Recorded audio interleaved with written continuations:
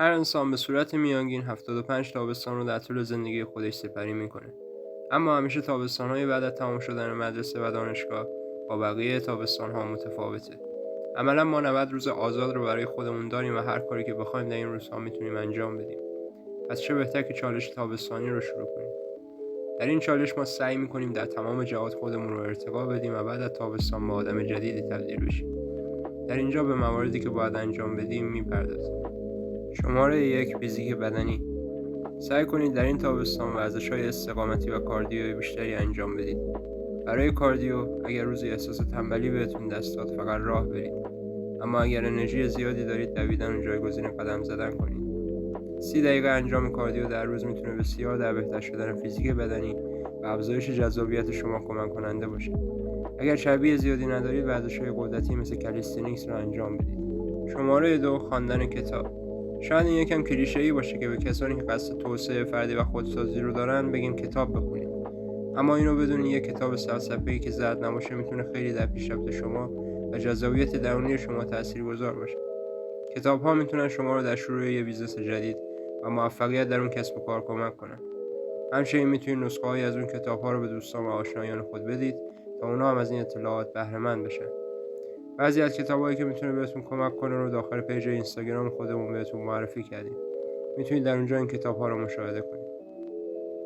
شماره 3: اینه که سعی کنید در این تابستان یه چیز رو در مورد ظاهر خودتون تغییر بدید که این میتونه هر چیزی باشه. وینس مک‌ماهون معروف میگه برای اینکه یه شخص جذاب باقی بمونه باید سعی کنه هر سال یه چیز رو در ظاهر خودش تغییر بده که این میتونه چیزهای کوچیک و ساده مثل گذاشتن سیبیل، عوض کردن مدل مو، استفاده از ساعت یا حتی عوض کردن کلی استایل باشه. ازتون میخوام در این تابستان یکی از این کارها رو انجام بدید. شماره 4: اجتماعی بودن.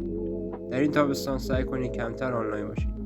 خیلی از افراد با بازی کردن در روز به مدت 18 ساعت انتظار بهتر شدن روابط اجتماعیشون رو دارن. ولی این واقع بینانه نیست و چیزی نیست که قرار اتفاق بیفته. باید تمام تلاش خودتون رو بکنید تا کارهای اجتماعی بیشتری انجام بدید. با دوستان خود تماس بگیرید و با اونا قرار بذارید. اگر کسی رو ندارید که باهاش قرار بذارید فقط سعی کنید به تنهایی در جایی که انسان‌ها تردد میکنن حضور داشته باشید.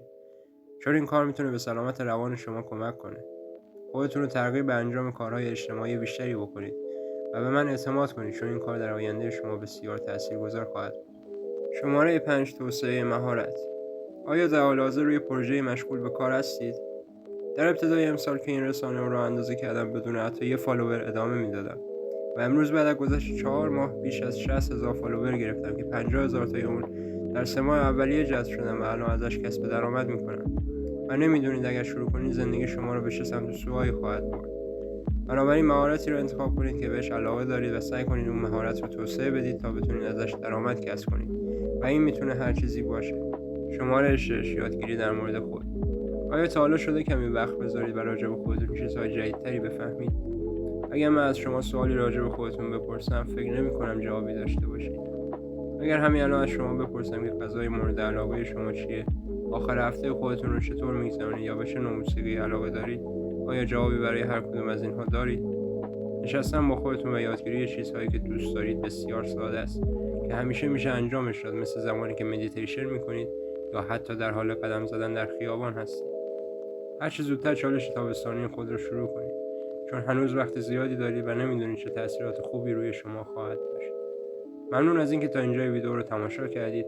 یادتون نره کانال ما رو سابسکرایب کنید و زنگوله رو فعال کنید تا اگر ویدیو جدیدی آپلود شد ازش با خبر بشید. ممنونم از همراهیتون.